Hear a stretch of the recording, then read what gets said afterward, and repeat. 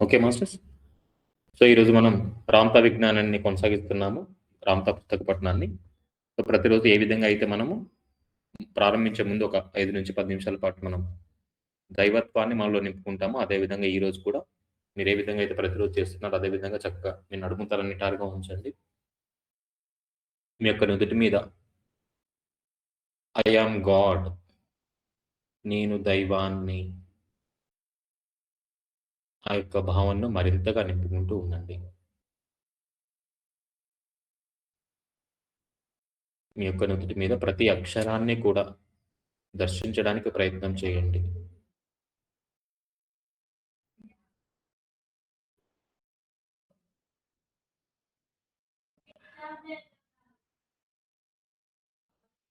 I am God.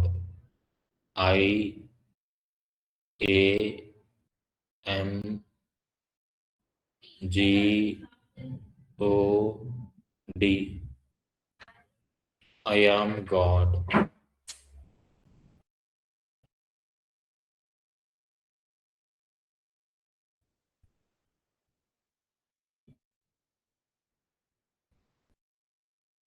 దైవము అనే అంశాన్ని మీ అంతరంలో,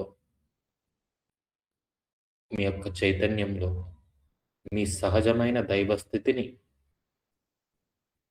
మరలా మనం పూర్తి స్థాయిలో ఈ యొక్క భూతలంలో సంపూర్ణ దైవంగా జీవించడానికి,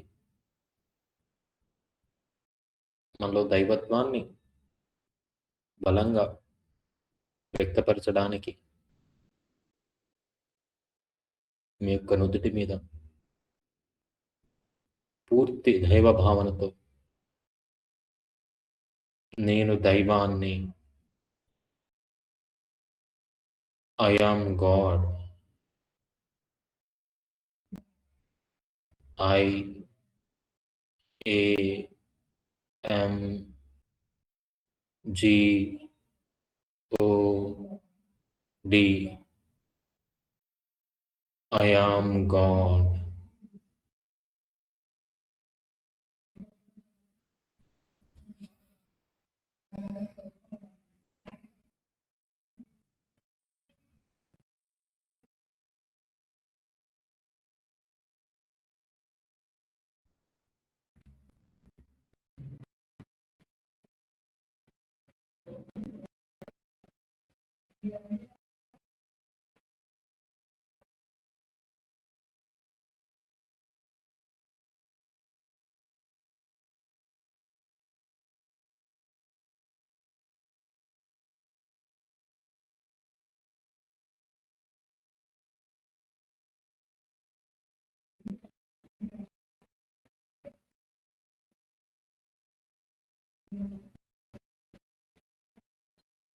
లాస్ట్ 2 మినిట్స్ మాస్టర్స్.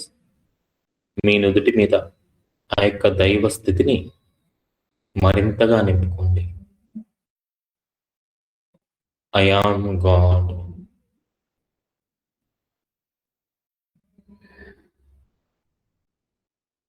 నేను దైవాన్ని.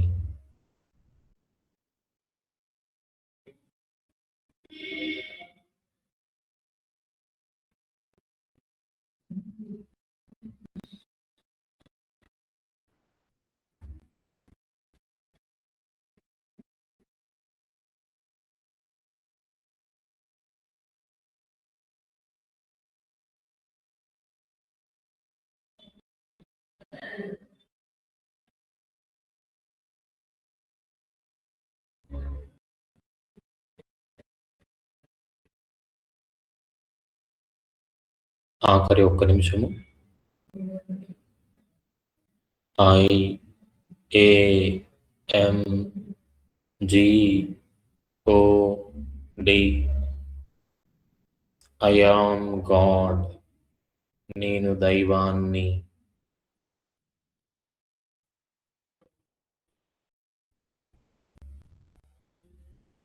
ఓకే మాస్టర్స్, నిదానంగా కళ్ళు తెరవండి.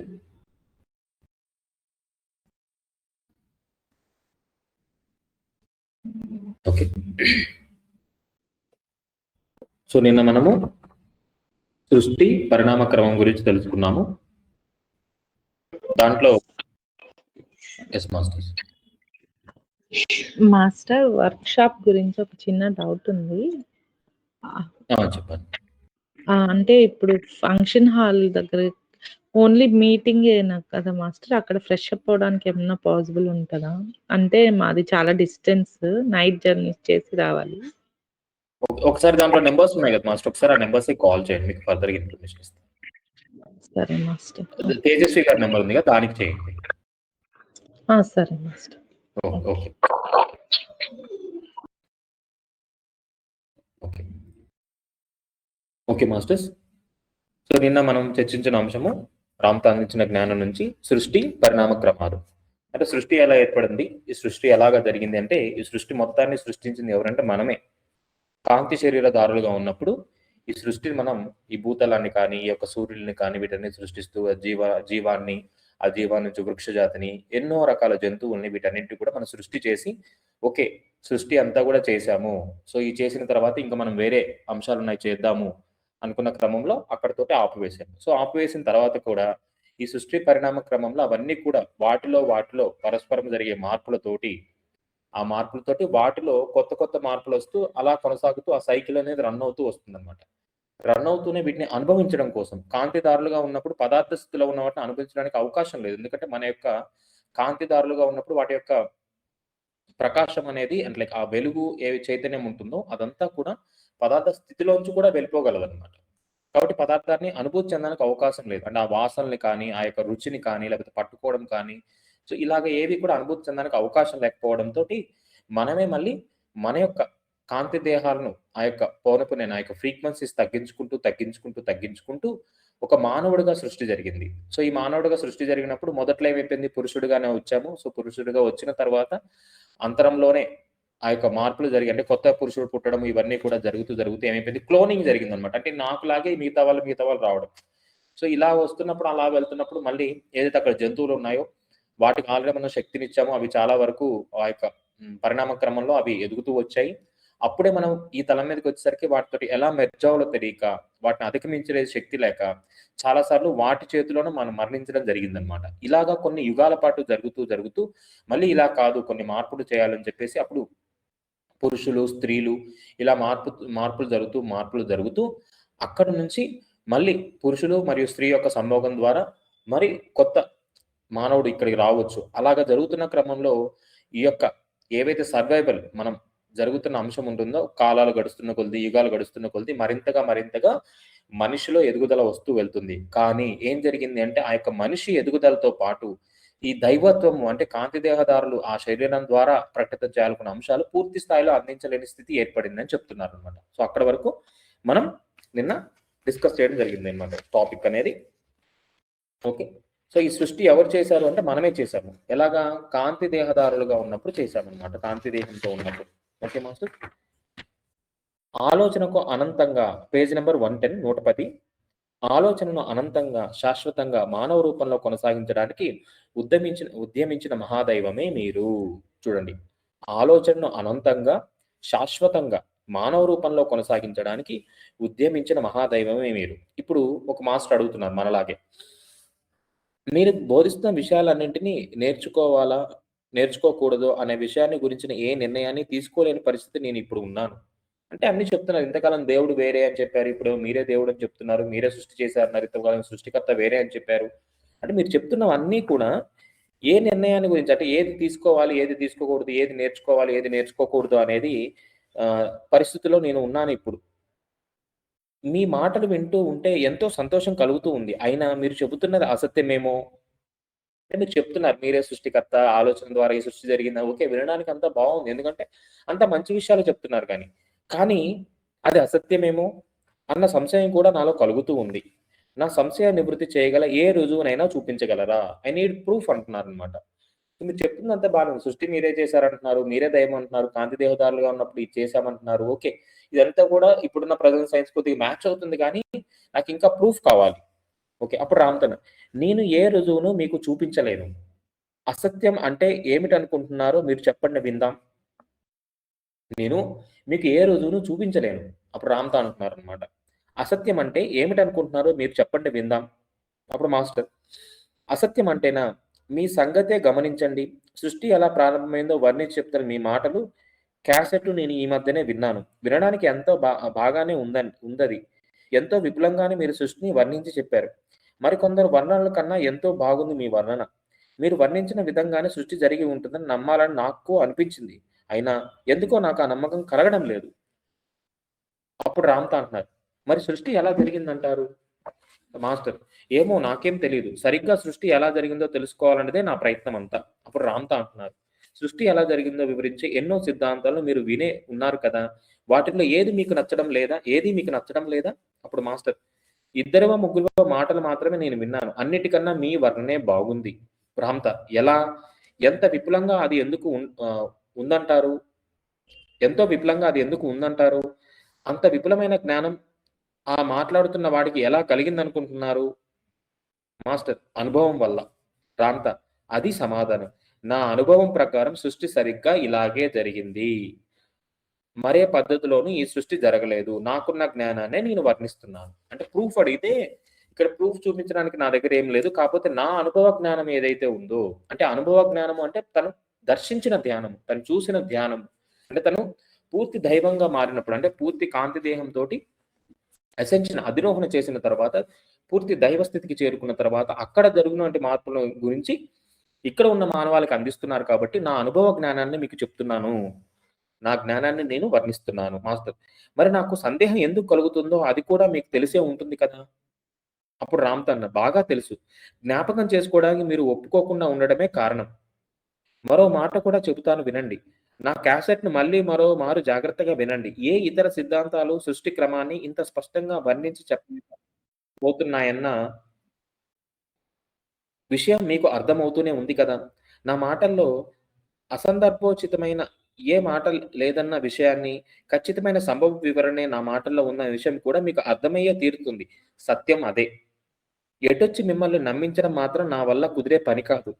మిమ్మల్ని నమ్మించే ప్రయత్నాన్ని నేనెప్పుడూ చెయ్యను. ఓ నమ్మకం మీలో సహజంగా ఏర్పడాలి కాబట్టి.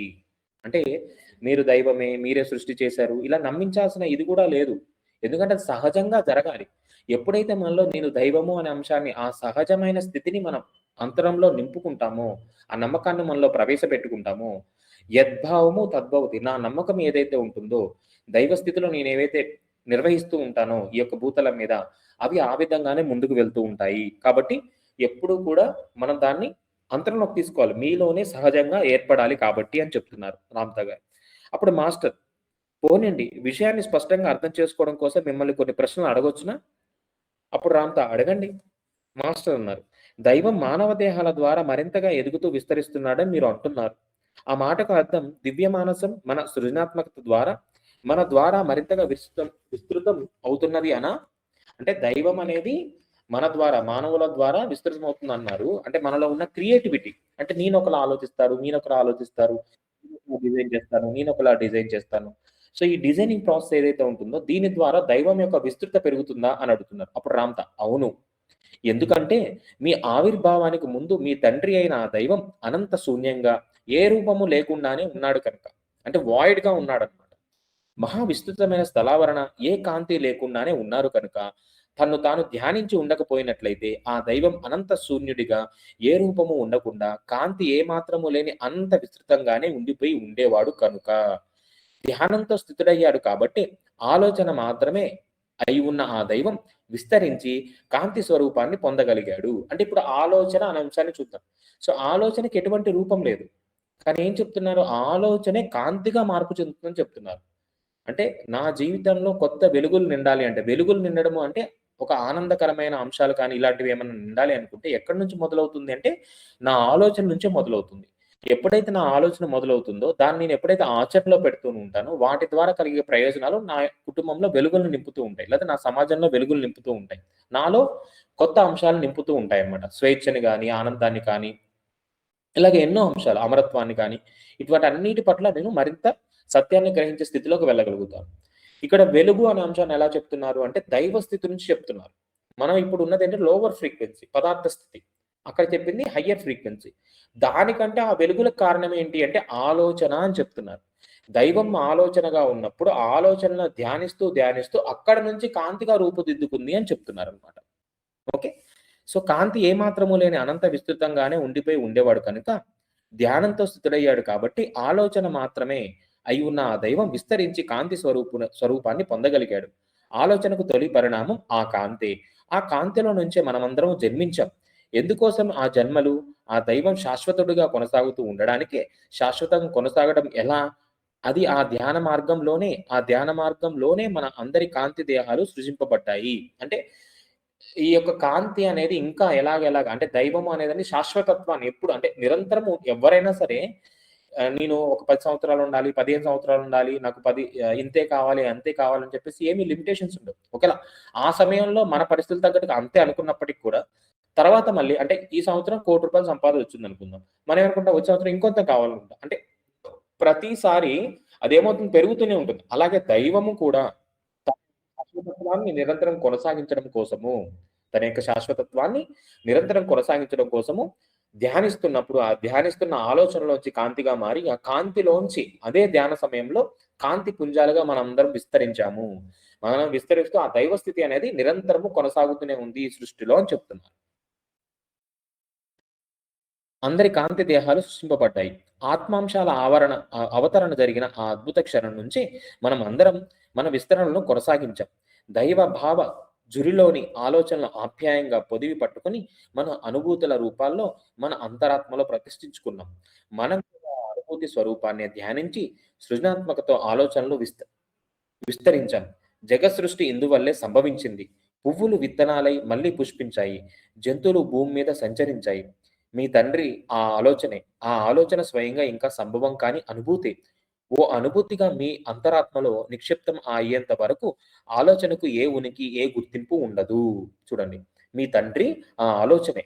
అంటే మనకి రామత విజ్ఞానంలో తనయుడు, తండ్రి అంటాం. సో, తనయుడు, తండ్రి అంటే నేను ఏదైతే ఆలోచన చేస్తున్నానో అదే తండ్రి. అయితే ఆ ఆలోచన ఎప్పుడు ఆలోచనగానే ఉండాలి. దానికి ఎప్పుడైతే వికల్పాలు అంటే ఆలోచనకి అది అవుతుందా లేదా ఇటువంటి అంశాలు కాకుండా ఆలోచన ఎప్పుడు స్థిరంగా ఉంటే గనక అది తండ్రిని చేరుతుంది. అంటే అది దైవ స్థితిని పొందుతుంది అని చెప్తున్నారు. ఏదైతే అప్పుడు మనం ఆలోచిస్తున్నామో అది కాంతిగా మారి, కాంతి నుంచి మళ్ళీ అది వైబ్రేషన్స్ చేంజ్ అవుతూ అంటే ప్రకంపనలు చేంజ్ అవుతూ పదార్థ స్థితికి వస్తుంది. ఈ విధంగా మేనిఫెస్టేషన్ జరుగుతుంది అనేది తండ్రి తనయుడు అనే అంశంతోటి అందిస్తున్నారన్నమాట. మీ తండ్రి ఆ ఆలోచనే. ఆ ఆలోచన స్వయంగా ఇంకా సంభవం కాని అనుభూతే.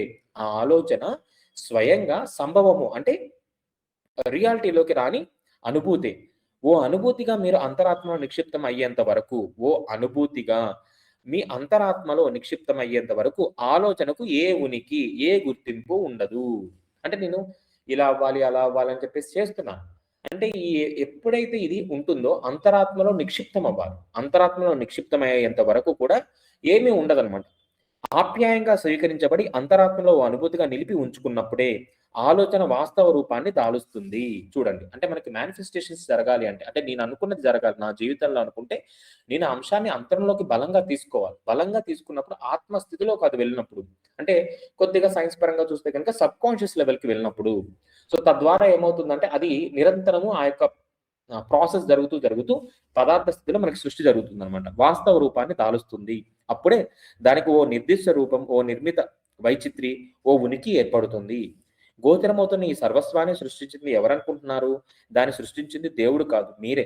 దేవుళ్ళైన మీరే ఈ సర్వస్వాన్ని సృష్టించారు. ఆలోచన పదార్థంగా పరివర్తించింది స్వయంగా మీరే. ఓ సంభవంగా మీరిప్పుడు అనుకుంటున్నది ఏది అంతరాత్మలో ఓ అనుభూతిగా ఓ ఆలోచన ఏర్పడి మీ ఆశయానికి అనుగుణ్యంగా కల్పించి సృజింపబడేదంతా వరకు సృష్టి కానే కాజాలదు. మీ అనుభూతి ఓ ఆలోచనకు పరికల్పించిన విలువలే దానికి ఓ అస్తిత్వాన్ని మీరు సంకల్పించిన వ్యక్తీకరించాలనుకున్న రీతిలో ఓ సృష్టిని సంభవం చేస్తుంది. జగత్ప జగత్పిత అనుక్షణము నిరంతరంగా విస్తరించే పద్ధతి ఇదే. అంటే ఈ జగత్పిత ఈ సృష్టి ఏదైతే ఆరంభం జరిగిందో, సో నిరంతరము విస్తరించే స్థితి ఏంటంటే ఇదే. ఆలోచన ద్వారా నిరంతరము తను ఈ సృష్టిలో శాశ్వతంగా ఉండిపోతాడనమాట. ఈ విధంగా సృష్టి స్వరూపం అనుభూతిగా పరిణమిస్తున్న ఆలోచన మాత్రమే. పదార్థపు సృష్టి సంభవిస్తున్నది సరిగ్గా ఈ పద్ధతిలోనే. అంటే ఈ పదార్థ స్థితి అంటే ఈ మ్యాటర్ ఏదైతే ఉందో, ఈ ఫిజికల్ వరల్డ్ ఏదైతే ఉందో, ఇక్కడ జరుగుతున్న అంశాలన్నీ కూడా ఈ పద్ధతిలోనే జరుగుతున్నాయి అని చెప్తున్నారు. సృష్టించడానికి పరిణమించడానికి, సంభవించడానికి, వ్యక్తీకరించడానికి మీరు కోరుకుంటున్నట్టు జరగడానికి అవకాశాలన్నీ అందించి అనుమతిస్తున్నది ఈ ఆలోచనే. మీరు ఎలా జీవిస్తూ ఉన్నా, ఎలాంటి తప్పొప్పుల్ని ఏనాడు ఎంచక ఉన్నదున్నట్లుగా సదా మిమ్మల్ని ఈ జీవశక్తి అపారంగా ప్రేమిస్తూ ఉంటుంది. అంటే చూడండి, చెట్లు, సూర్యుడు, ప్రకృతి, పంచభూతాలు ఇవన్నీ కూడా ఏవైతే ఉన్నాయో, మంచివాడిని గాని, చెడ్డవాడిని గాని, గొప్పవాడిని గాని, పేదవాడిని గాని ఇలాంటి ఎటువంటి తారతమ్యాలు లేకుండా అందరినీ కూడా ఈ జీవశక్తి అపారంగా ప్రేమిస్తూ ఉంటుంది.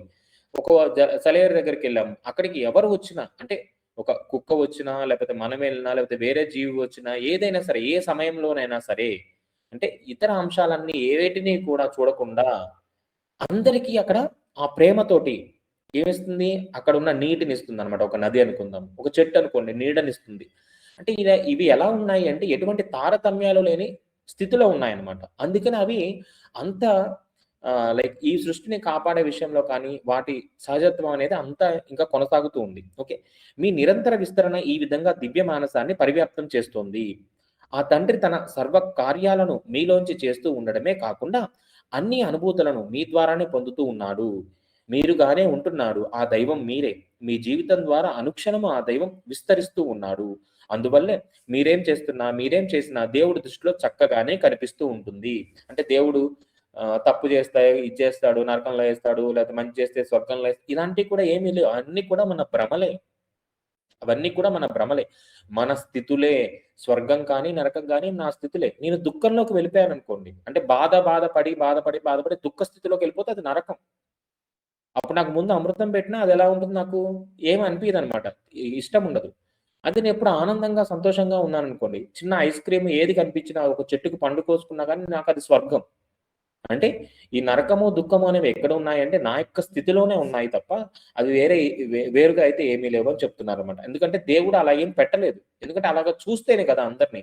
ఇప్పుడు నువ్వు రాంగ్ చేసావు, నువ్వు రైట్ చేసావు, నువ్వు ఇక్కడుండాలి, అక్కడుండాలి అలాంటి ఆలోచన ఉంటే, అలాంటి స్థితి ఉంటేనే అవి ఉండడానికి అవకాశం ఉంది. కానీ దైవము అనేది ఎక్కడ ఎంచదు కదా! తప్పులెంచే స్థితిలో దైవం ఉండదు కాబట్టి నరకము, స్వర్గము కూడా లేదు అని గతంలో చెప్పడం జరిగిందన్నమాట. అంటే ఇంతకుముందు మనం చదివిన అంశాల్లో. ఓకే. సో, ఇప్పుడు ఈ భూతలం మీద సర్వస్వాన్ని ఆలోచన నుంచి, కాంతి నుంచి మీరే సృష్టించారు. ఈ విధంగా సర్వ సామ్రాజ్యం, ఈ దైవ సామ్రాజ్యం తన ప్రియ సంతానం అంటే మీలోంచి అంటే తనలోంచి విస్తృతమవుతూ ఉంటోంది. సృజనాత్మకతను మీ ఆనందం కోసమే వ్యక్తీకరిస్తున్న మహా సౌందర్య స్వరూపులు మీరే కనుక సదా ఆత్మ ప్రేమికులుగానే మీరు అలరాలాలి. అంటే ఎప్పుడు కూడా ఆత్మ ప్రేమికులుగా ఉండమని చెప్తున్నారు. మాస్టర్ ఎంతో సంతోషం స్వామి. అంటే మనలాగా ఒక మాస్టర్ రామ్‌తా గారితో అంటున్నారన్నమాట. నాకు ఇంకో సందేహం కూడా కలుగుతుంది. మానవుడు 1,50,00,000 సంవత్సరాల నుంచి ఈ భూతలం మీద ఉంటున్నాడని మీరు అంటున్నారు. మరి నాకు తెలిసినంత వరకు సుమారు 10,00,000 సంవత్సరాలు, మహా అయితే 20,00,000 సంవత్సరాల నుంచి మాత్రమే భూమి మీద మానవుడి ఉనికిని సాక్ష్యాలు లభిస్తున్నట్లు శాస్త్రజ్ఞులు చెప్తున్నారు. మరి ఇప్పుడు మీరేమంటారు? అంటే రామ్‌తా ఏమి చెప్పారు? 1,50,00,000 సంవత్సరాలని చెప్పారు. కానీ శాస్త్రజ్ఞులు ఏం చెప్తున్నారు? ఒక 20,00,000 ఎంతో వాళ్ళ యొక్క నమూనాలు ఏవైతే ఉన్నాయో దాన్ని బేస్ చేసుకొని చెప్తున్నారు కదా! మరి నేను ఇప్పుడు ఏది నమ్మాలి? ఇప్పుడు దీన్ని ఏమంటారు అని అడుగుతున్నా. అప్పుడు రామ్‌తా విషయం అర్థమయ్యేందుకు ఇది వినండి. అంటే దీన్ని అర్థం చేసుకోవడానికి ఒకసారి వినండి. పురాతత్వ శాస్త్రజ్ఞులు తమకు లభించిన వస్తువుల్లోని కార్బన్ డేటింగ్ అంటారు. లెక్క కట్టి ఆ వస్తువు వయస్సును నిర్ణయించి చెబుతారు. ఏ వస్తువుకైనా ఆ అనుధార్మికతను తెచ్చిపెట్టే కాంతి మూలం మీ సూర్యుడే. అంటే ఏ వస్తువుకైనా ఆ కార్బన్ డేటింగ్‌ని ఇచ్చే ఎవరు అంటే సూర్యుడే. ఆ సూర్యుడు కాంతి భూమి మీదకి దూసుకొచ్చి ఢీకొంటున్నది మీ శాస్త్రం ఊహిస్తున్న సమయం నుంచి మాత్రం కాదు. జలంతో ఆవరింపబడి ఎంతో కాలం మీ గ్రహణం ఉండేది. కనుక ఆ జలమే మీ సముద్రాలు, మీ భూ వాతావరణం అంతా ఎంతో కాలం జలమయంగానే ఉండేది. ఆ జలమయ గ్రహానికి సూర్యకిరణాలు వచ్చి తగులుతున్నప్పుడు చెదిరిపోతూ ఉండేది. పరివర్తనానికి లోనవుతూ ఉండేది. అందువల్ల ఎక్కడ చూసినా చెదిరిపోతున్న కాంతి మాత్రమే కనిపిస్తూ ఉండేది. కాబట్టి అనుధార్మికతను లోనయ్యే ఏ వస్తువు ఇప్పుడున్నట్లు అప్పుడు ఉండేది కాదు. అయినా పురాతత్వ శాస్త్రజ్ఞులు మాత్రం మొదటి నుంచి సూర్యకాంతి భూమి మీద ప్రసరిస్తూ ఉన్నట్లే ఊహిస్తూ మానవుడి వయస్సును తమకు లభిస్తున్న పదార్థాల అనుధార్మికతను లెక్కపెట్టే పద్ధతిలోనే నిర్ణయిస్తున్నారు. అంటే ఏం చెప్తున్నారు నార్మల్‌గా ఇవన్నీ కూడా ఏవైతే సూర్యుడి వెలుగులు భూమి మీద పడుతూ ఉంటాయో, ఆ యొక్క కార్బన్ డేటింగ్‌ని బట్టి చెప్తారు. కానీ ఎప్పుడైతే భూమి ఇవన్నీ జరుగుతున్న ప్రాసెస్‌లో భూమి ఎలా ఉంది? నీటితో నింపబడి ఉంది కాబట్టి, ఆ పడుతున్న వెలుగులనేవి పూర్తి స్థాయిలో భూమికి చేరలేదు. ఆ యొక్క నీటిలోనే చెల్లాచెదురు అయిపోతూ ఉండేవి కాబట్టి, అప్పుడు అంశాలు ఇంకా ఇక్కడ రిజిస్టర్ కాలేదు. అంటే కార్బన్ డేటింగ్ ప్రకారము డేటా అనేది అవైలబిలిటీ లేదు కాబట్టి శాస్త్రజ్ఞులు అంత మేరకు మాత్రమే ఇది చేయగలుగుతున్నారు చెప్తున్నారనమాట. ఓకే. దేవుళ్ళు మానవ ఆకృతుల్లో 1,50,00,000 సంవత్సరాల నుంచి ఈ భూతలం మీద జీవనాన్ని సాగిస్తున్నారు. దేవుళ్ళు 1,50,00,000 సంవత్సరాల నుంచి ఈ భూతలం మీద జీవనాన్ని సాగిస్తున్నారు. ఆ మానవాకృతి ఎన్నో పరిణామాలకు ఎన్నో సార్లు లోనయి తరువాతే ప్రస్తుతపు స్వరూపం స్థిరపడింది. అంటే ఎన్నో మానవాకృత మార్పులు జరిగాయి. అలా జరుగుతూ, ఇలా జరుగుతూ ఇప్పుడు చూడండి మనం చూస్తే గనక కాలి చిటికెనెలు మనం పెద్దగా వినియోగించుకోవట్లేదు. సో ఏమవుతుంది రాను, రాను, రాను, రాను దాని యొక్క ఎదుగుదల కానీ అవన్నీ కూడా అంటే వెంటనే అని కాదు. కొన్ని వందల సంవత్సరాలకో లేదా కొన్ని వేల సంవత్సరాలకో మెల్లగా ఏమైపోతుంది దాన్ని వినియోగించుకోవట్లేదు కాబట్టి అది మెల్లగా ఉండకపోవచ్చు ముందు ముందు. అలాగే ఏవైతే మనం వినియోగించుకోకుండా ఉంటాయో ఆ కాలక్రమేణా జరిగే మార్పుల్లో అవన్నీ కూడా మారిపోతూ ఉంటాయన్నమాట. సో అలాగా మారుతూ, మారుతూ ప్రస్తుతం ఉన్న స్వరూపం స్థిరపడింది అని చెప్తున్నారు. అయినా సత్యాన్ని నిర్ధారించడానికి ఓ రహస్య కీలకాన్ని మాత్రమే నేను మీకు అందిస్తున్నాను. అంటే ఈ సత్యాన్ని నిర్ధారించడానికి ఓ రహస్య కీలకాన్ని మాత్రమే నేను మీకు అందిస్తున్నాను. నిజానిజాలను ఎటొచ్చి మీ ధ్యాన ధారణతో స్వయంగా మీరే నిశ్చయించుకోవాల్సి ఉంటుంది. అంటే నేను చెప్తున్నాను నాకు తెలిసిన సత్యాన్ని.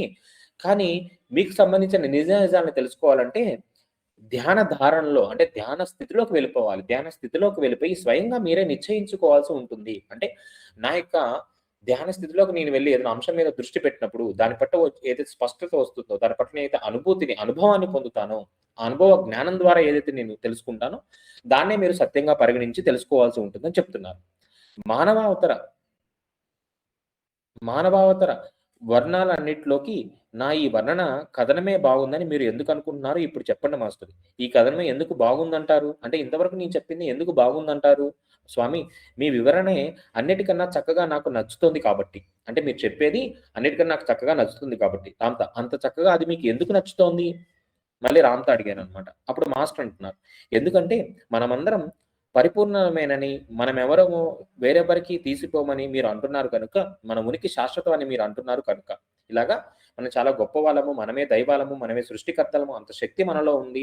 అంత దివ్య మానసంతోటి మనం సృష్టించి ఒక ఆలోచనతోనే ఇంత సృష్టి చేశాము. ఎన్నో గొప్ప విషయాలు మీరు చెప్తున్నారు కాబట్టి, మీరు చెప్పే వర్ణన అంతా కూడా నాకెంతో నచ్చుతుంది అని చెప్తున్నారు. అప్పుడు రామ్‌తా ముమ్మాటికి అదే సత్యం.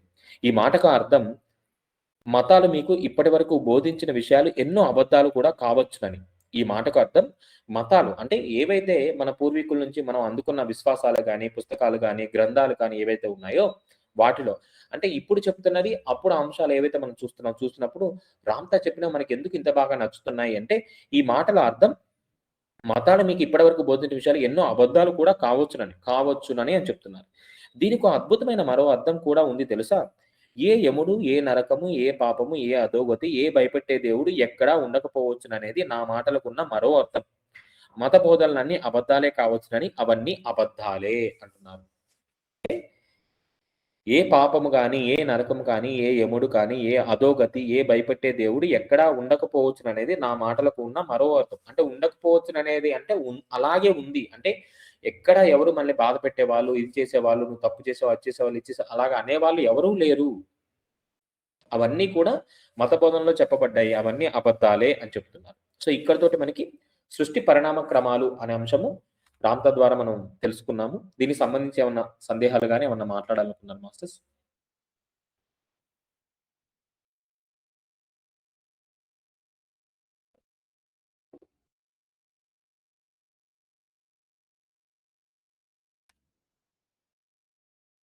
ఇప్పటి వరకు జరిగిన దాని గురించి. సృష్టి పరిణామ క్రమాలు. అంటే సృష్టి ఎలా ఏర్పడింది? మనం ఎలా వచ్చాము ఈ భూతలం మీదకి? 1,50,00,000 సంవత్సరాలని చెప్తున్నారు రామ్‌తా.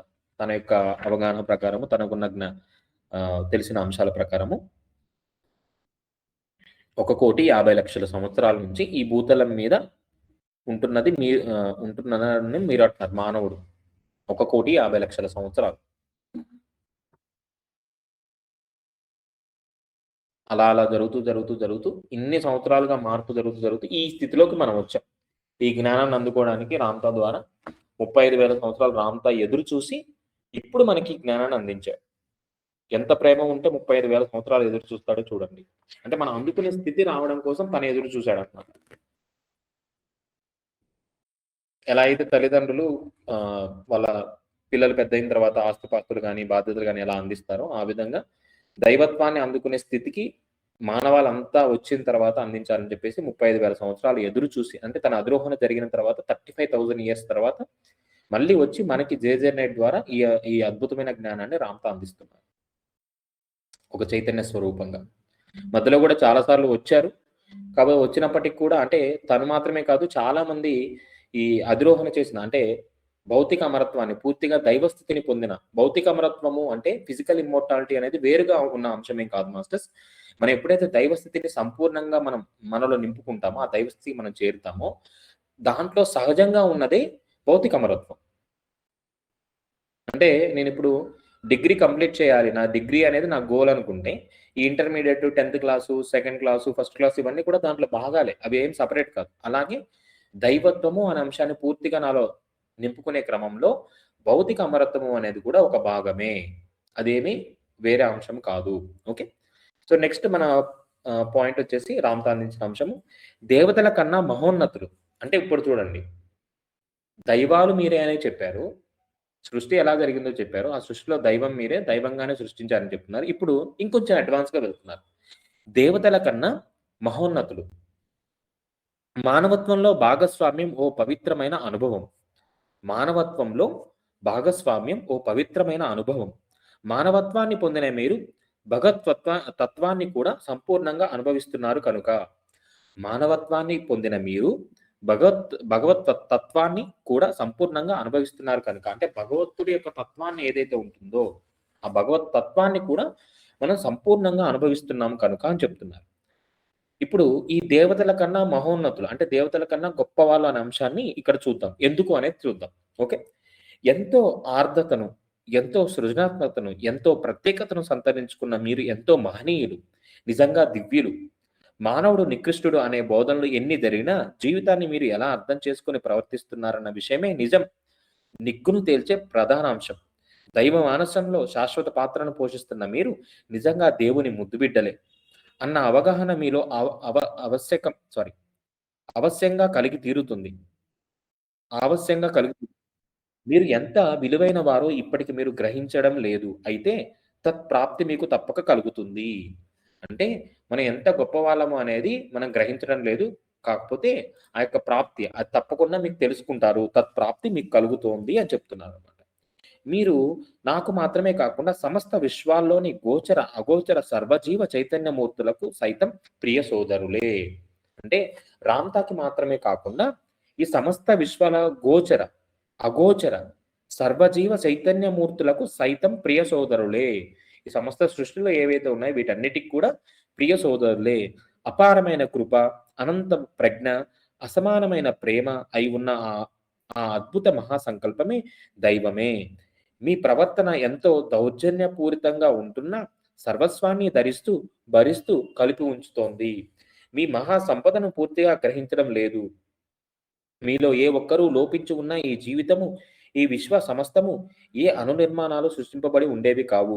అద్భుత ప్రజ్ఞతో కొనసాగే ఆలోచనల రీతులన్నీ చిత్రవర్ణనతో సజీవాకృతులై జరిగే ఈ జగన్నాటకమంతా మీ వల్లే, మీకోసమే ఓ వాస్తవంగా సృష్టింపబడి విరాజిల్లుతోంది, వ్యక్తీకృతమవుతోంది. మీ గురించి మీరు ఎలా ఊహించుకుంటూ ఉన్నా ఈ విశ్వ సమస్త శోభలో మీ వంతు సృజనాత్మక కూడా మేళవించే ఉంది. ఎంతో వైభవోపేతులు మీరందరూ కలిసే మానవత్వం అవుతోంది.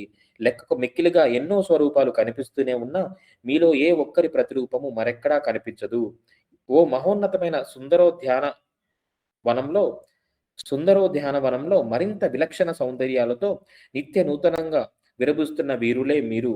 మహా అద్భుతమైన మీ అందరూ విభిన్న స్వరూప సౌందర్యాల్లో స్వీయ సంకల్పాలతో సృజింపబడుతున్న మీ దివ్యత్వమే ప్రకటితమవుతూ ఉంది. అంటే ఇంత సృష్టిలో కూడా ఎవరికి వారు భిన్నంగా ఉన్నాను చూసారా, దాన్ని అంటున్నారు. సో మీ అందరి విభిన్న స్వరూప సౌందర్యాల్లో స్వీయ సంకల్పాలతో అంటే నా యొక్క ఇష్టమైన సంకల్పాలతో సృజింపబడుతున్న మీ దివ్యత్వమే ప్రకటితమవుతూ ఉంటుంది. అంటే ఎవ్వరిలో ఉన్నా కానీ ఆ దైవమే ప్రకటితమవుతూ ఉంటుందని చెప్తున్నారు అన్నమాట. ఒకప్పుడు కాంతి భ్రమలను విరజిమ్మే ఆలోచన దొంతరల స్వరూపంతో ఉన్నట్టు మీరే శాశ్వత వర్తమానంలో కొనసాగుతూ విస్తరిస్తున్న దైవాలు. ఓ మహోన్నతమైన పరిశోధన సామ్రాజ్యాన్ని నిర్మించాలన్న సంకల్పంతో సంకల్పంతో ఎన్నో జాగ్రత్తలతోనూ, ఎన్నో ప్రయోగాలతోనూ, పదార్థంతో, దేహాలను లేక ఘనీభవన ప్రక్రియతో తయారయ్యే ఆలోచనా స్వరూపాలను మీరు రూపకల్పన చేశారు. స్థూల శరీరధారులైన మీరు భౌతిక తలం మీద మీ అనుభూతులను సృజనాత్మకను వ్యక్తీకరించగలుగుతూ, దైవం అనబడుతున్న ఆ ఆలోచనకు ఉన్న అన్ని స్వభావాంశాలను పరిశోధించి గ్రహించగలుగుతున్నారు. ఈ విధంగా అనంత సృజనాత్మకతతో సాగించే మీ సాహస కృత్యాల్లో రూపరహిత కాంతి స్వరూపులైన మీరు మానవత అనిపించుకుంటున్న పదార్థ కణజాలాల నిర్మిత దేహాలు పరివర్తులయ్యారు. ఆ దేహధారణలో మీరందరూ దివ్య మానవులు. మానవులనే నామవాచకంలో దైవ మానసం అని కీర్తింపబడుతున్న ప్రజ్ఞను జీవ పదార్థ కణజాల రూపాంతర దేహాలతో అభివ్యక్తీకరిస్తూ వాళ్ళు అయ్యారు. అంటే మనమే అలాగా పూర్తిగా మార్పు చెందాము అనే అంశాన్ని మళ్ళీ ఒకసారి చెప్తున్నారనమాట. మానవత అన్నది మహా ప్రశస్తమైన జీవప్రజ్ఞే. మానవత అన్నది మహా ప్రశస్తమైన జీవప్రజ్ఞే. దేహ దేహ కోశాలలో శ్వాసతో ప్రాణాన్ని నిక్షిప్తం చేయడమే కాకుండా, అంటే ఒక శరీరాలలో ప్రాణాన్ని శ్వాసతో నిక్షిప్తం చేయడమే కాకుండా, ఆ ప్రాణాన్ని నిలబెట్టి ఉంచుకునే స్ఫూర్తిని వాటిలో ప్రతిష్ఠించడమే కాకుండా, ఓ దివ్యాశయంతో మీ శరీరాన్ని తీర్చిదిద్దేందుకు పరిణితి దిశలో ప్రవర్ధమయ్యేందుకు మీ మహా వివేకాన్ని ఆ జీవపు పదార్థ అణువును పొందుపరిచింది మీరే. పరిణామ క్రమాన్ని, శాస్త్రాన్ని మీరే నిర్మిస్తూ వెనుక కాళ్ళ మీద లేచి నిటారుగా నిలబడిన నియాండర్తల్ మానవాకృతి నుంచి ప్రస్తుతపు హోమోసెపియన్, అంటే మామూలుగా ఇంతకుముందు 2 కాళ్ళ మీద 4 కాళ్ళు, అది 2 చేతులు అలాగా ఉండేవాళ్ళము. అలా మెల్లమెల్లగా ఏమైపోయింది, హోమోసెపియన్ స్వయం ప్రజ్ఞ మానవతా స్థితి వరకు ఎదిగారు.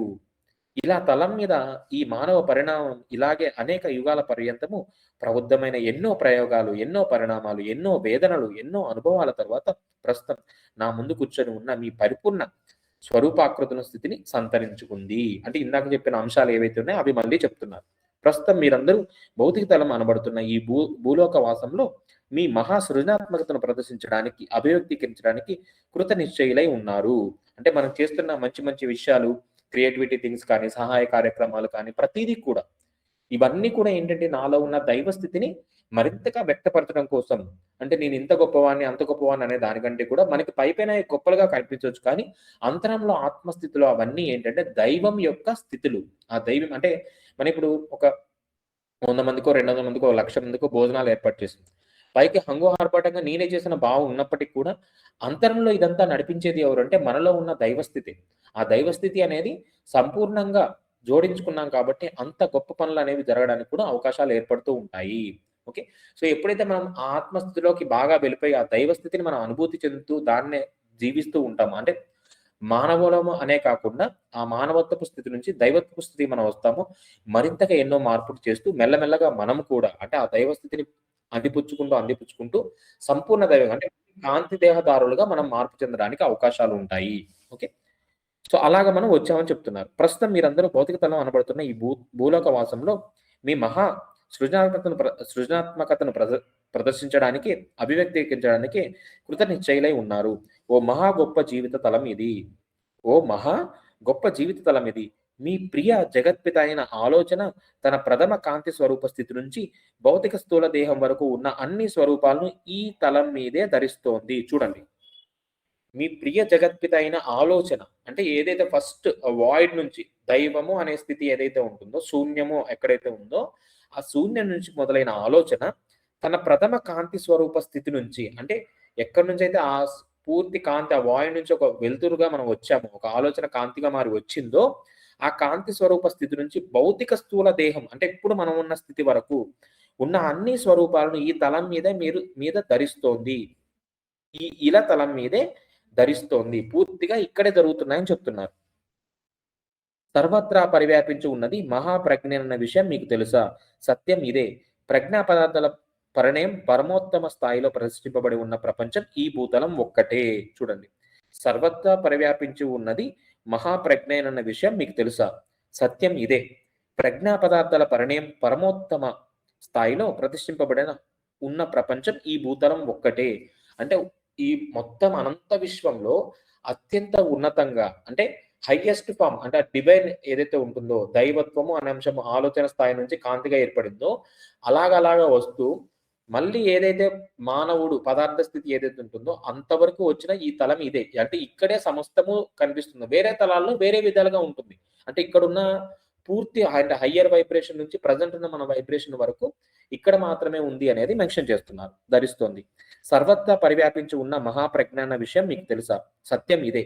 ప్రజ్ఞా పదార్థాల పరిణయం పరమోత్తమ స్థాయిలో ప్రతిష్ఠింపబడి ఉన్న ప్రపంచం ఈ భూతలం ఒక్కటే. ఓ మానవుల్లారా, మీరు అల్పులని అనుకుంటున్నారా? అగోచర వాస్తవాల కన్నా మీరు అదుములని అనుకుంటున్నారా? కానే కాదు మాస్టర్. మీ శాశ్వత సంకల్పాల తీరుతెన్నులను పరిపూర్ణంగా అవగతం చేసుకోవడానికి నడుము కట్టిన మహా అన్వేషకులు మీరు. ఈ మానవతలోనే దివ్యత్వాన్ని పొందకపోతే దైవత్వపు పరిపూర్ణత్వాన్ని మీరు ఎప్పటికీ గ్రహించలేరు. ఎవరికైనా అది అసాధ్యమే. దివ్యత్వాన్ని పొందకపోతే దైవత్వపు పరిపూర్ణత్వాన్ని మీరు ఎప్పటికీ గ్రహించలేరు. ఎవరికైనా అది అసాధ్యమే. ఎందుకంటే ఆ దైవ సామ్రాజ్యం మహా అపరిమితం. కాంతి పరివ్యాప్తం నుంచి విద్యుదయస్కాంత క్షేత్ర స్థితి నుంచి పదార్థపు వ్యవస్థ వరకు స్వరూప జగత్తు వరకు అది విపులీకృతమై విస్తరించి ఉంది. అంటే చూడండి ఎన్ని డైమెన్షన్స్ లో ఉందో, ఎంత ఇదిగా అది విస్తరించి ఉందో చెప్తున్నారనమాట. ఈ విధంగా దైవం అన్నది మహా తీవ్ర వేగంతో ప్రకంపించే ఆలోచన మాత్రమే కాక అతి సాంద్ర అతి సూక్ష్మ తరంగ వేగాన్ని నిక్షిప్తం చేసుకున్న భౌతిక పదార్థం కూడా. అంటే దైవం అంటే ఒక కాంతి మాత్రమే కాదు, పదార్థ రూపంలో ఉన్నది కూడా దైవమే. అందుకనే అన్నింటిలో కూడా దైవం ఉన్నాడు, ప్రతి కణంలో కూడా దైవం ఉన్నాడని చెప్పేసి మనకి గతంలో కూడా శాస్త్రంలో కూడా చెప్పడం జరిగింది. పరిపూర్ణ మానవతను సిద్ధించుకోగలిగినప్పుడే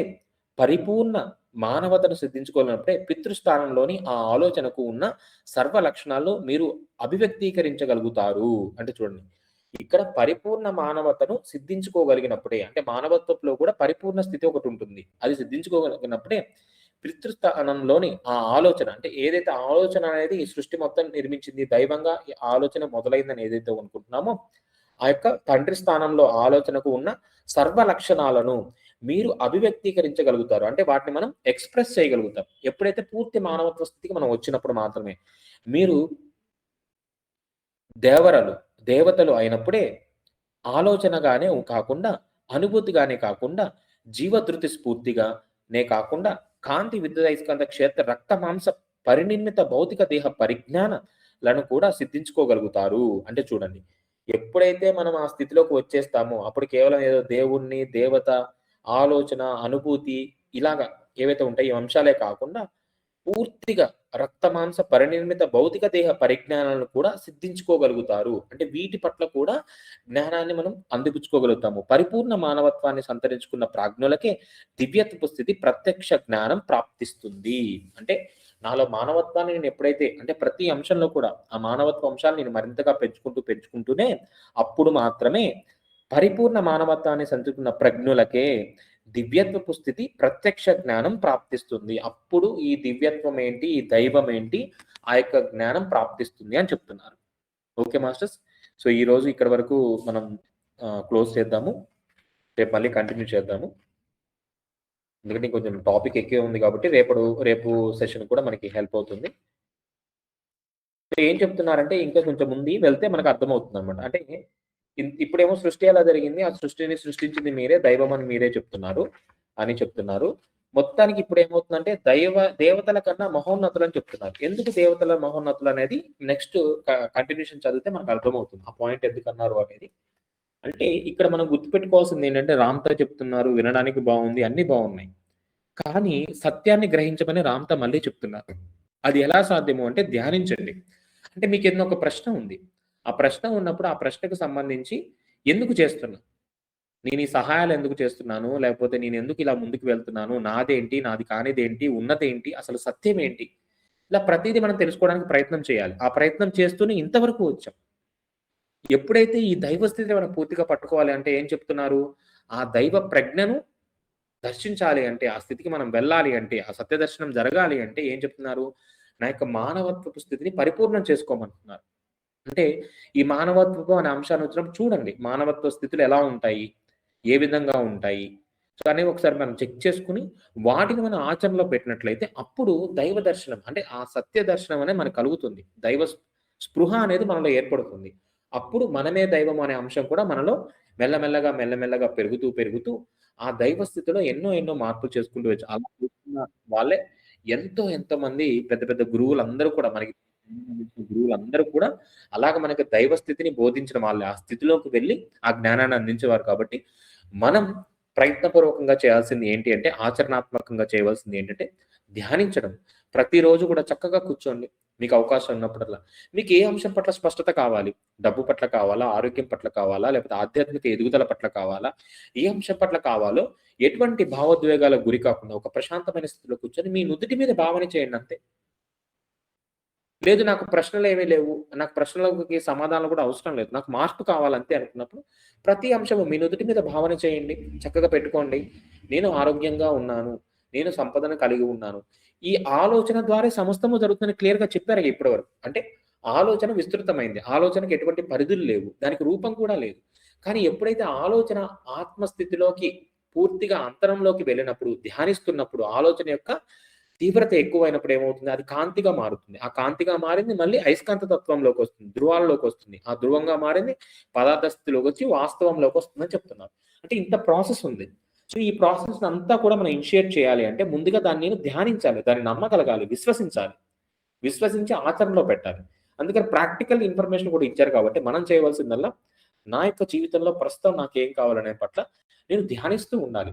అంటే ఇంతకాలం ఎటువంటి ధ్యానం చేశాము అంటే ఏమవుతుందంటే భవిష్యత్తులో జరిగే అంశాలు, గతంలో జరిగిన అంశాలు వాటన్నిటిని కూడా ప్రస్తుతంలో తీసుకొచ్చేసి ఎప్పుడు వాటిని ధ్యానించి ఉండి ఒక భయానికో, లేకపోతే ఒక ఇబ్బందికో, గత అంశాల గత అనుభవాల అంశాలు అవన్నీ తీసుకొచ్చి ఇక్కడ పెట్టేసి, ఆ ధ్యానిస్తూ వాటిని కూడా దాంట్లో పెట్టేసాం. కాబట్టి అవే మళ్ళీ మళ్ళీ జరుగుతూ వస్తున్నాయి. ఇప్పుడు అలా కాకుండా మన యొక్క ఆలోచన విధానాన్ని, మన యొక్క ధోరణిని పూర్తిగా మార్పు చేసుకొని, ఒక పాజిటివ్ థింకింగ్ తోటి అంటే మంచి జరుగుతుంది. అది కూడా అపరిమితమైన ఆలోచనా స్థితి. అంటే అనుకోవచ్చు. ఎలాగ మరి ఇది అపరిమితంగా తీసుకువెళ్ళాలంటే ఆలోచన అపరిమితం కదా! దానికేమి లిమిటేషన్స్ లేవు. కానీ మీ సమ్మతత్వంలో ఏదైతే ఉంటుందో అంటే మీరు యాక్సెప్టబుల్‌గా ఏదైతే అనుకుంటారో దాని నుంచే మొదలుపెట్టమని చెప్తారు ఎప్పుడు కూడా అదంతా. సో, అదే విధంగా నా నమ్మకంలో ఏదైతే ఉంటుందో దాని ద్వారా నేను మొదలుపెట్టి ప్రతీదీ అనుకుంటూ, అనుకుంటూ చేస్తూ, చేస్తూ వెళ్తూ ఉంటే తప్పకుండా అది మనకి పదార్థ రూపంలో దర్శనమవుతుంది. అదే మేనిఫెస్టేషన్. నా సంకల్పాలను సిద్ధించుకోవడానికి జరిగే ప్రక్రియ అన్నమాట. మాస్టర్స్ ఏదన్నా మాట్లాడాలనుకున్నారా? ఈరోజు అంశం గురించి కానీ, ఏమన్నా సందేహాలు గాని ఏమన్నా మీరు షేర్ చేయాలనుకుంటున్నారా?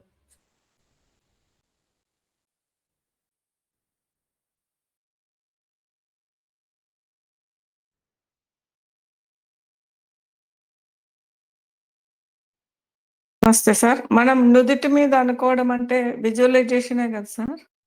అంతే మాస్టర్. దాన్ని భావన చేస్తూ అంతే. నుదుటి మీద భావన చేస్తూ, చేస్తూ, చేస్తూ ఉండాలి.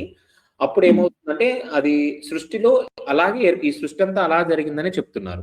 అంటే నా నుదుటి మీద నేనేదైతే అంటే ఇప్పుడు సపోజ్ నేనొక సైంటిస్ట్ అనుకుందాం. లేదా మీరొక సైంటిస్ట్ అనుకుందాం. సో, అనుకున్నప్పుడు మీరు మొక్కల మీద పరిశోధన చేస్తున్నారు. లేదా నేను జంతువుల మీద పరిశోధన చేస్తున్నాను. అయితే మీరేం చేశారు? మొక్కల్లోకి సంబంధించి కొంచెం ఏదైనా కొత్త పుష్పాలని కానీ, లేకపోతే కొత్త పండ్లని కానీ ఇవి తీసుకురావాలనుకుంటున్నారు. మీరు సైంటిస్ట్‌గా ఉన్నప్పుడు మీ ఆలోచన మొత్తం దేని మీద ఉంటుంది పూర్తిగా? కుటుంబ విషయాలు కానీ, లేకపోతే ఇతర అంశాలు కానీ, అంటే డబ్బు పట్ల కానీ, లేకపోతే ఆహారం పట్ల కానీ ఇలాంటివి ఎక్కువ ఉంటుందా? ఎక్కువ మీ దృష్టి దేని మీద ఉంటుంది? మొక్కల పట్లే ఉంటుందా? మనం ఏదైతే సాధించాలనుకున్నామో అదే ఉంటుంది. దాని మొక్కల పట్లే పట్ల. ఉంటుంది. ఆ! హ్మ్. అలాగలాగా మనం దాన్ని ప్రతి క్షణంలో కూడా అంటే తింటున్నప్పుడు కూడా ఆ ఆలోచన అనేది లోపల అది నిరంతరము ధ్యానిస్తూనే ఉంటుందన్నమాట. లోపల జరుగుతూనే ఉంటుంది. సో, అలా జరుగుతూ, జరుగుతూ ఎప్పుడైతే ఆ అంతరాత్మలో స్థితమవుతుందో అంటే స్థితమవ్వడం అంటే అది ఫుల్‌గా ఫుల్‌ఫిల్‌మెంట్ అవ్వడం అన్నమాట. ఆ ఫుల్‌ఫిల్‌మెంట్ అయినప్పుడు ఏమని చెప్తున్నారు? ఆ ఆలోచన కాంతిగా మారి, ఆ కాంతి నుంచి మళ్ళీ పదార్థం జరుగుతుంది. పదార్థంగా మనదిలోకి వస్తుంది. అంటే మీ ఆలోచన అనేది పెట్టగా దాన్ని సృష్టి జరగడానికి కావాల్సిన అంశాలు మీకు స్పృహలోకొస్తాయి. అంటే లా అది ఆఫ్ అట్రాక్షన్ అదే కదా సార్? అదే కదా వాళ్ళు చెప్పేది కూడా? ఆ! లా కాదంటారా? ఆఫ్ అట్రా ఆ! లా ఆఫ్ అట్రాక్షన్ అలాంటిదే. కానీ ఇది సృష్టికి సంబంధించిన అంశం. రామ్‌తా చెప్పిందేంటంటే, ఆకర్షించడము కాదు. ఏమని చెప్తున్నారంటే, సృష్టించే అంశం చెప్తున్నా. అంటే ఇంతవరకు సృష్టిలో లేని దాన్ని కూడా మనం సృష్టించొచ్చని చెప్తున్నారు. మన యొక్క తీవ్రమైన ఆలోచనతోటి. అంటే తీవ్రమైన ఆలోచన అంటే రావాలి, రావాలి, జరగాలి అలా అని కాదు. ఇది ఎలా సాధ్యం? అంటే ఒక స్వేచ్ఛతోటి, ఒక పరిపూర్ణమైన తత్వంతోటి, ఒక కొత్త దాన్ని ఈ యొక్క సృష్టిలోకి తీసుకురావాలని ఒక ధ్యానించే స్థితిలోకి ఎప్పుడైతే వెళ్తామో, వెళ్ళినప్పుడు అవన్నీ కూడా మనలో ఆలోచన జరిగి దానికి సంబంధించిన అంశాలు మనలోనే సృష్టింపబడతాయి. అవి ఈ సృష్టిలో ఇప్పటివరకు లేకపోయినా కానీ, మన ఆలోచన ద్వారా సృష్టి జరిగి, అప్పుడు అది ఒక ఐడియాగా జరిగి మనం ఎప్పుడైతే మనం దాన్ని ఆచరణలో పెడతామో దానికి ఈ ప్రకంపనల తీవ్రత అన్ని ఏర్పడి అణువులు అనేవి ఆ విధంగా మార్పు చెంది ఆ పదార్థ స్థితికి వస్తాయని చెప్తున్నాను. అంటే ఇప్పటి వరకు లేని మనము పుష్పాన్ని కూడా మనం సృష్టించవచ్చు. నేను అనుకోవడం ఏమంటే అప్పుడు కొంచెం లో లెవెల్లో ఆలోచించినట్టయితే అది ఇప్పుడు ఇంకా కొంచెం హై లెవెల్లో మెచ్యూరిటీగా ఆలోచించాలంటారు. అంతేనా సార్? నమ్మకంతోటి అంతే. నమ్మకంతోటి.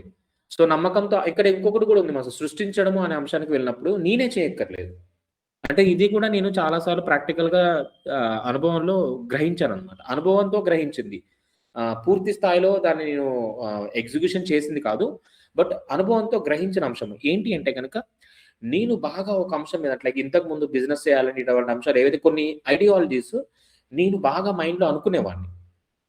అలాగా ధ్యానిస్తూ ఉండేవాడిననమాట. ఇలా చేస్తే బావుంటుంది, అలా చేస్తే బావుంటుంది. ఒక సంవత్సరం 6 నెలలకి వేరే వాళ్ళు సేమ్ ప్రాజెక్ట్ నా వరకు వచ్చేది. అంటే ఐ మీన్ వాళ్ళు కొత్తగా స్టార్ట్ చేసి ఆచరణలోకొచ్చేది. అంటే ఇక్కడ మనం అర్థం చేసుకోవాల్సింది ఏంటంటే మనం ధ్యానిస్తే అంటే మనం ఒక మంచి విషయం పట్ల మనం దృష్టి పెడితే మన ఆలోచన దాని మీద కలుగుతూ చేస్తూ ఉంటే మనమే చేయాల్సిన అవసరం లేదు. ఆ ఆలోచనకి స్వీకరించి సిద్ధంగా ఎవరైతే ఉంటారో వాళ్ళ ద్వారా కూడా ఆ పనులు జరిగిపోతూ ఉంటాయి. ఆ సృష్టి నిరంతరం ఎందుకంటే అందరము దైవ స్థితిలోనే ఉంటాం కదా! మనం మన ఆలోచన వాళ్ళకి చేరిందంటారా? మనం చేసే ఆలోచన వాళ్ళకి చేరింది. వాళ్ళ ద్వారా అది జరిగింది. అది మీకు వరకు వచ్చింది. నా వరకు వచ్చింది. అలాంటివి కూడా జరిగాయి. ఓకే. అంటే ఇప్పటి వరకు లేని అంశాన్ని దృష్టి పెట్టినా అది మన చేయడానికి అవకాశం లేకపోయినా ఆలోచన చేసేసాం కదా! ఆలోచన చేసి విశ్వంలోకి పంపించేసాం. సో పంపించేసాం కాబట్టి ఆటోమేటిక్‌గా అది ఇతరులు ఎవరైతే అందిపుచ్చుకోవడానికి సిద్ధంగా ఉంటారో వాళ్ళకి అది అందుతుంది ఆ సమయానికి.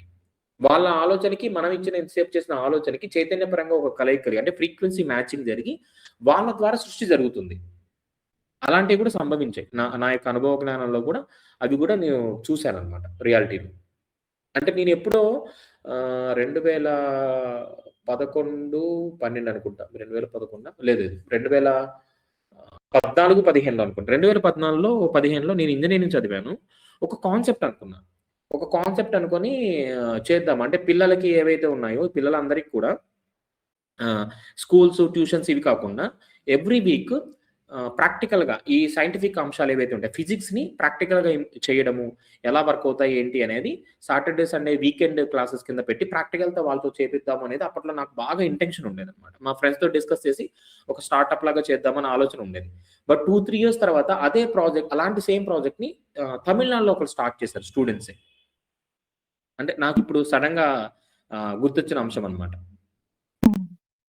అంటే ఇప్పుడు ఆల్రెడీ చూడండి పిల్లలకి అవన్నీ కిట్స్ కానీ ఇవన్నీ వచ్చేస్తున్నాయి కదా! అంటే బుక్ ఎడ్యుకేషనే కాకుండా ప్రాక్టికల్ ఎడ్యుకేషన్ ఉండాలనే కాన్సెప్ట్ సైంటిఫిక్ రీజన్స్‌తో ఉండేవి కానీ ప్రతీది కూడా. సో తెలుసుకోవాలి అనేది దాని తర్వాత ఈ బైజూస్ కానీ ఇవన్నీ వచ్చాయి. అవన్నీ కూడా విత్ గ్రాఫికల్ రిప్రజెంటేషన్‌తో వచ్చినవే ఈ బైజూస్ కానీ ఇప్పుడు వచ్చిన టెక్నాలజీ అవన్నీ కూడా అన్నమాట. అంటే ఇలా చాలా మంది దాని గురించి దృష్టి పెట్టినప్పుడు అంటే నేనే అని కాదు ఎంతోమంది దృష్టి పెట్టుండొచ్చు. అంతమంది దృష్టి పెట్టారు కాబట్టి ఒక కంపెనీ ద్వారానో లేకపోతే ఇతర వ్యక్తుల ద్వారానో అవి ఎగ్జిక్యూషన్‌లోకి వస్తాయన్నమాట. మాస్టర్. సో ఇలా చాలా జరుగుతుంటాయి కాబట్టి చిన్న అనుభవాలు జరిగింటాయి సార్ అది. అయి అదే. చిన్న మాకు కూడా చెప్పండి. అప్పుడు మేము కూడా ఇలా ఎట్లా జరిగింది ఇది అనుకున్న సంఘటనలు కూడా నాకున్నాయి సార్ నిజం చెప్పాలంటే. ఓకే. అలాగా మనకి చాలా సహకరిస్తూ ఉంటాయి. అందుకనే సజ్జన సాంగత్యము గురువులతోటి ఎందుకు ఉండమంటారంటే మనం ఏవైతే ఆలోచనలు చేస్తూ ఉంటామో ఆ ఆలోచనలు అనేవి ఈ గురువులు కూడా కొన్ని మార్పులు చేయడానికి ఆలోచన చేస్తూ ఉంటారు. వాళ్ళు చాలా స్పష్టతతోటి నమ్మకంతోటి ఉంటారు కాబట్టి వాళ్ళు చెప్పిన అంశాలను మనం ఆచరణలో పెట్టినట్లయితే తొందరగా జరుగుతూ ఉంటాయి. అంటే గురువు చెప్పింది చేశాను నాకు వెంటనే సక్సెస్ అయింది ఎందుకు జరుగుతుందంటే వాళ్ళు కొంత ఆలోచన అందించారు వాళ్ళక్కడ. అది ఆశీస్సులుగా అందించొచ్చు లేకపోతే ఇంకో విధంగా అందించొచ్చు. దానికి నేను సమ్మతించాను కాబట్టి వాళ్ళ ఆలోచన నా యొక్క ఆచరణ 2 మెర్జ్ అయ్యాయి. అప్పుడు అది తొందరగా సృష్టి జరిగింది. అందుకనే నలుగురికి నచ్చిన దాన్ని మనం ఎప్పుడు పెడితే తొందరగా జరుగుతుంది ఎందుకంటారంటే వాళ్ళందరి ఆలోచన వాళ్ళందరి సమ్మతత్వం అనేది దానికి శక్తిగా మారుతుంది. Yes master. ఇంకెవరన్నా ఏదైనా మాట్లాడాలనుకుంటున్నారా? ప్రణామాలు మాస్టర్. చెప్పండి మాస్టర్. ఇప్పుడు కోటి సార్ ఆత్మ ప్రణామాలు మాస్టర్. మీరు ఇప్పుడు జరిగిన ముందు జరిగిన చిన్న చాప్టర్ లో 1,20,00,000 సంవత్సరాల నుంచి మన యొక్క ఇది పరిణామం జరుగుతూ వచ్చింది కదా మాస్టర్. అప్పటికు మనము సృష్టించినటువంటి ఏవైతే జంతు ప్రాణులు ఉన్నాయో మనల్ని అవి పెద్దవిగా అవి మనల్ని తినటం జరిగిందని చెప్పారు కదా మాస్టర్. అంటే అప్పుడు మన దివ్యత్వము అంటే మర్చిపోయి ఉన్నామా అంటారా మాస్టర్? లేదు మాస్టర్. అక్కడ ఏం జరిగింది అంటే యాక్చువల్‌గా మనం కాంతి దేహధారులుగా ఉన్నప్పుడు ఈ సృష్టి అంతా నిర్మించాము. రామ్‌తా ఇచ్చిన దాని ప్రకారం మనం చూసుకున్నట్లయితే కనుక చక్కగా కాంతి దేహధారులుగా అంటే మనకిక్కడ భౌతిక శరీరం అనేది లేదనమాట. లేకుండా ఈ సృష్టి జరిగింది. అంత సృష్టి జరిగిన తర్వాత ఇక్కడ ఉన్న దాటిని మనం అనుభూతి చెందాలి. అంటే మీరు ఒక ఇల్లు కట్టుకున్నారు. ఆ ఇంట్లో మీరు ఉండడానికి అవకాశం లేదనుకోండి, ఎలా ఉంటుంది? అది సంతృప్తినివ్వదు పూర్తి స్థాయిలో. అప్పుడు మీరేం చేయాలి? అప్పుడు మనకి ఏంటి, ఏదో గాలిలాగా వచ్చి వెళ్ళిపోతే అక్కడ అవ్వదు. ఒక మనిషిలాగా వచ్చి ఉంటేనే తెలుస్తుందన్నమాట. అయితే ఈ మనిషిని సృష్టించాము. అంటే సృష్టించినప్పుడు ఏం జరిగింది అంటే పూర్తిగా ఇక్కడ ఉన్న పరిస్థితుల్ని, అంటే నేను కాంతి దేహదారుడుగానే ఉన్నాను తప్ప భౌతిక శరీర స్థితిలో నేను లేను కాబట్టి భౌతిక శరీర స్థితిలో ఉన్నప్పుడు ఇక్కడ పరిసరాలు నాతో ఏ విధంగా సఖ్యత ఉంటుంది అంటే వాటితో నేను ఎలాగ మ్యాచ్ అవుతాను, అవి నాకు సూర్యుడు వెలుగు ఎలా ఉంటుంది, సూర్యుడు వెలుగు నా చర్మం మీద పడితే ఎలా ఉంటుంది, నీరు పడితే ఎలా ఉంటుంది, ఇటువంటి జ్ఞానము అనేది లేదనమాట. అప్పుడు అంటే అప్పుడు కాంతి శరీర రూపంలో ఉన్నాం, ఇక్కడేమో పదార్థ రూప జగత్తుకు వచ్చాము. పదార్థ రూపంకి వచ్చాము, కానీ పదార్థ రూపంలో దాని అనుభవం ఎలా ఉంటుందో తెలియదు మనకి. ఈ సృష్టి అనేది మనం అంటే ఒక చిన్న పిల్లవాడిగా ఉన్నామండి. సింపుల్ గా చెప్పాలంటే పూర్తిగా నిర్మితవాడు ఉన్నప్పుడు కూడా చిన్న పిల్లవాడిగా ఉన్నాం. కాబట్టి వీటిని ఎలాగ మనం వినియోగించుకోవాలి, లేదా వీటి పట్ల మనం ఎంత జాగ్రత్తగా ఉండాలి, లేదా వీటిని మనం ఎలాగ సద్వినియోగం చేసుకోవాలనేది తెలియక అలా ఉండిపోయేసరికి ఆ జంతువులు ఏం చేసేవాడి, అవి మాంసం కదా, మాంసాహారులు అవి కావాల్సింది మాంసం అంతే. కాబట్టి మనల్ని ఇది చేసేవి. సో ఇది జరిగిన తర్వాత కూడా రామ్‌తా మళ్ళీ ఏం చెప్పారు, ఇలా జరుగుతుందని చెప్పేసి లేదు, మానవుడికి ఇంకొంచెం శక్తిని మనం అందించాలి అని చెప్పేసి అలా మార్పులు చేస్తూ ఈ భూమి మీద ఉన్న వాటన్నింటి కంటే కూడా ఎక్కువ ప్రజ్ఞను, అంటే ఆలోచనతోటి ఎన్నో తెలుసుకోగల శక్తిని తనకు ఉండాలి అని చెప్పేసి అలాగ అందించారు. కాబట్టి ఇప్పుడు మనం అందరం చూడండి, ఈ భూతలం మీద ఎంత పెద్దదవ్వనివ్వండి, ఎంత చిన్నదవ్వనివ్వండి, దాని మీద పట్టు ఎవరికి ఎక్కువగా ఉందంటే మానవుడికే ఉంది. ఆ స్థితిని అందించిన తర్వాత మానవుడు మళ్ళీ ఏవైతే రెండు పురుషుడుగా స్త్రీగా వచ్చి పురుష స్త్రీ నుంచి మళ్ళీ అలా నిరంతరము ప్రత్యుత్పత్తి జరుగుతూ మరింత శక్తివంతుడుగా, మరింత తెలివిగలవాడిగా మార్పు చెందుతూ వచ్చాడు అని చెప్పారు. ధన్యవాదాలు master. Thank you master. Rama గారు చెప్పండి. పరిపూర్ణ మానవతను సిద్ధించుకోగలిగినప్పుడే పితృస్థానంలోని ఆలోచనలు ఉన్న సర్వలక్షణాలను అభివ్యక్తీకరించగలుగుతామని చెప్పారు కదండి. అవును మాస్టర్. పరిపూర్ణ మానవత అంటే అసలే ఏంటి? అంటే మానవత్వము అనే అంశాన్ని మీరు, అంటే ఇక్కడ మానవత్వం అనేప్పుడు ఒక్కొక్కరి కోణం ఒకలా ఉంటుంది మాస్టర్. ఇక్కడ అది కూడా మనం చెక్ చేసుకోవాలి. అంటే మానవత్వము అనేది ఒక డబ్బు గల వ్యక్తి, పేదరికం ఉన్న వ్యక్తి పరంగా చూస్తే ఒకలా ఉంటుంది. ఓకే, సో మంచి మనసున్న వ్యక్తి లేకపోతే దుర్మార్గుడు పట్ల ఒకలా ఉంటుంది. సో ఈ దృక్పథాలు అన్ని మనం చూసినట్లయితే కనుక ఇంకా సింపుల్ గా చెప్పాలంటే ఏవైతే స్వేచ్ఛ అనే అంశం, అంటే పూర్తి స్థాయిలో, అంటే పరిమితులు లేని, అంటే నేను, నా కుటుంబము, నా సమాజము, ఇవన్నీ కూడా మంచివి. దానితో పాటుగా పరిస్థితులకు అనుగుణంగా, అంటే నా చుట్టూ ఇప్పుడు ఎలా అంటే ఒక నలుగురు ఉన్నారు అనుకుందాం. సో దాంట్లో ఇద్దరు తెలిసిన వాళ్ళు, ఇద్దరు తెలియని వాళ్ళు. ఇప్పుడు మానవత్వ అంశంతో ఒక పరిధిలో చూద్దాం. నా దగ్గర ఇప్పుడు తినడానికి 4 ప్యాకెట్ల భోజనం ఉంది. నేనేం చేశాను, నాతో పాటు ఉండే ఇద్దరికి, మా వాళ్ళకి ఇచ్చాను. ఎందుకంటే రేపటికి కూడా మాకు భోజనం అదే అనుకుందాం. అప్పుడు నేనేం చేస్తాను, కొంత స్వార్థంతో ఇది చేస్తాను. అయితే ఈ మానవత్వపు స్థితి మరింతగా పెరిగినప్పుడు ఏమైపోతుందంటే, అంటే పూర్తిగా అంటే ఏకత్వంలోకి, అంటే నాకెలా ఆకలేస్తుందో ఇతరులకు కూడా అలాగే ఆకలేస్తుంది కదా, మా వారికి ఎలా వేస్తుందో ఆ పిల్లలకు కూడా అలా ఆకలేస్తుంది, లేదా ఆ పెద్దవాళ్ళకు కూడా అలా ఆకలేస్తున్న ఆలోచన నాలో కలిగినప్పుడు ఏమవుతుంది, నా మానవత్వపు స్థితి పెరుగుతుంది. అప్పుడు వాళ్ళకు కూడా ఇస్తాం. ఇప్పుడు వాళ్ళ ఆకలి తీర్చాను కాబట్టి వాళ్ళ దృష్టిలో నేనేమవుతాను, దైవంగా మారుతాను. అంటే ఎప్పుడైతే మానవత్వపు స్థితి మెల్లమెల్లగా విస్తరించుకుంటూ, అంటే ఇలాగా ప్రతి దాంట్లో ఏదైతే మనం దైవ స్థితిలో చెప్పుకుంటున్నామో మానవత్వపు స్థితి అనేది ఏంటంటే కొంతమేరకు, అంటే నాకు, నా పిల్లల వరకు ఉండడం మంచిదే, దాంట్లో తప్పేమీ లేదు. కానీ ఆ పరిధిని ప్రస్తుత పరిస్థితులకు అనుగుణంగా, నేను చెప్పేది ప్రస్తుత పరిస్థితులకు అనుగుణంగా ఎప్పుడైతే మనం ఇతరులకు కూడా పంచుతూ వెళ్తూ ఉంటామో ఆ పరిధి పెరుగుతూ దైవత్వం యొక్క స్థితులను మనం పట్టుకుంటాము అనేది అక్కడ అందించాను. థ్యాంక్ అంటే యూ మాస్టర్. దీనికి బెస్ట్ ఎగ్జాంపుల్ నాకు రీసెంట్‌గా జరిగిన ఒక ఎక్స్‌పీరియన్స్ ఉంది మాస్టర్. ఆల్రెడీ గతంలో ఒక సెషన్‌లో షేర్ చేసినట్టున్నాను. యాక్చువల్‌గా నేను అన్నవరం వెళ్ళాను. సో, అన్నవరం వెళ్ళిన తర్వాత దర్శనం అయిపోయింది. అయిపోయిన తర్వాత నేను ఇటు అన్నవరం ప్రసాదం కోసం నేను లైన్‌లోకెళ్తే మా వైఫ్ ఇంకొక మాస్టర్ వచ్చేసి అక్కడ ఆ రోజు సంథింగ్ ఏదో ఉంటే గనుక భోజనాలు కాకుండా ప్రసాదం పులిహోర పెడుతున్నారు. సో, ఆ పులిహోర ఏంటంటే భోజనం ఎంత పెడుతున్నారో అంత పెడుతున్నారు. వాళ్ళెళ్లి ఇద్దరికి తీసుకుంటే అది ఇద్దరికి ముగ్గురికి సరిపోతుంది. సర్లే అని చెప్పేసి వాళ్ళిద్దరు తీసుకున్నారు. ముగ్గురికి ఇంకొక ఖాళీ ఇస్తరాకు తీసుకొని దాంట్లో షేర్ చేసుకొని తిన్నాము. అయిపోయింది. అయిపోయిన తర్వాత సడెన్‌గా నాకు అనిపించింది ఏంటంటే, సరే మనం తిన్నాము. మనం పలానా చోటుకి వెళ్తున్నాం కదా! వాళ్ళకి కూడా పట్టుకెళ్తే బావుంటుంది. అంటే సరే ఇంకా లైన్‌లో ఇస్తున్నారు. వెళ్ళమని చెప్తే ఎంబటే అయిపోతుంది. తొందరగానే ఇస్తున్నారని చెప్పేసి నేను ఎళ్లి లైన్‌లో నిల్చున్నాను. తిన్న తర్వాత. ఓకే. యాక్చువల్‌గా నా కడుపు నిండింది. ప్రశాంతంగా ఉంది. తీసుకెళ్ళకపోయినా అడిగేవాళ్ళు లేరు. కానీ నాకు ఆలోచన కలిగింది. పట్టుకెళ్తే బావుంటుంది కదా! అని చెప్పేసి. సర్లే అని లైన్‌లో నిల్చున్నాను. సో, అప్పటి వరకు బానే వెళ్ళింది. కరెక్ట్ నా ముందు ఇంకో నలుగురు ఉండగా అక్కడ ప్రసాదం అయిపోయింది. పులిహోర అయిపోయింది. వస్తుంది అంటున్నారు.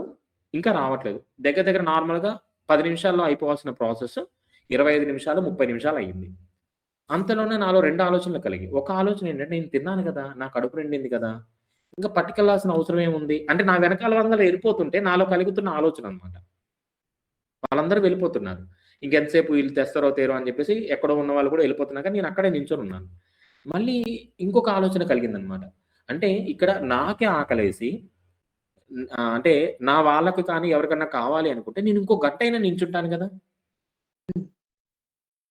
అంటే నా ఆలోచన అప్పుడు ఉన్నప్పుడేమో ఇంకొక నలుగురికి ప్రసాదంగా ఇవ్వాలన్న ఆలోచన మంచి ఆలోచనే. కానీ ఆ మంచి ఆలోచనని స్థిరంగా నేనెందుకు ఉంచుకోలేకపోతున్నాను? ప్రస్తుత పరిస్థితులు నాకు వేరే ప్రతికూలంగా ఉన్నప్పటికీ కూడా అనే ఒక ఆలోచన కలిగి, లేదు నా గురించి నేనెలా అయితే ప్రయత్నం చేస్తానో, నా గురించి నేనెలా అయితే ఎదురు చూస్తానో ఓపికగా, అలాగే ఇప్పుడు నేను పెట్టుకున్న ఆలోచన కూడా అలాగే చేస్తాను అని చెప్పేసి నేనక్కడ ఎదురు చూసి దాన్ని తీసుకువెళ్ళడం జరిగిందనమాట. అంటే ఇక్కడ ఆ పరిపూర్ణత్వాన్ని పరిమితం చేయాలా? పరిపూర్ణం చేయాలనేది ఎవరిలో ఉంది? మనలోనే ఉంది. అంటే ఇది ఇప్పుడు మీరు అడిగిన అంశానికి నాకు అనుభవంలో కలిగిన ఒక అంటే ఈ జ్ఞానపరంగా వచ్చినప్పుడు ప్రతిదాన్ని దృష్టికోణంలోకెళ్ళినప్పుడు నా అనే భావం నుంచి అంటే అందరూ ఒకటే అనే భావనలోకి వెళ్ళడానికి నేను చేసే ప్రయత్నాల్లో ఇదొకటి జరిగిందన్నమాట. Thank you master. దీనివల్ల నాకు సహనం పెరిగింది, ఓపిక పెరిగింది, దృష్టికోణాలు మారాయి ఆ రోజు. అంటే ఆ రోజు ఉన్న క్షణంలో మనం పూర్తిగా ఇంకెంతగా నన్ను నేను వ్యాప్తి చేసుకోగలను, ఇంకెంతగా నన్ను ఇది చేసుకోవాలనుకున్నప్పుడు ఇవన్నీ కూడా మనకు ఆ టైంలో కలుగుతాయన్నమాట. ఇన్‌స్టంట్‌గా కలిగే ఆలోచనలు. దాన్ని వెంటనే మనం ఆచరణలో పెట్టడమే అంతే. Thank you. అర్థమైంది. Thank you master. Thank you so much. ఇంకెవరికైనా ఏమన్నా సందేహాలు గాని ఏమన్నా మాట్లాడాలనుకుంటున్నారా?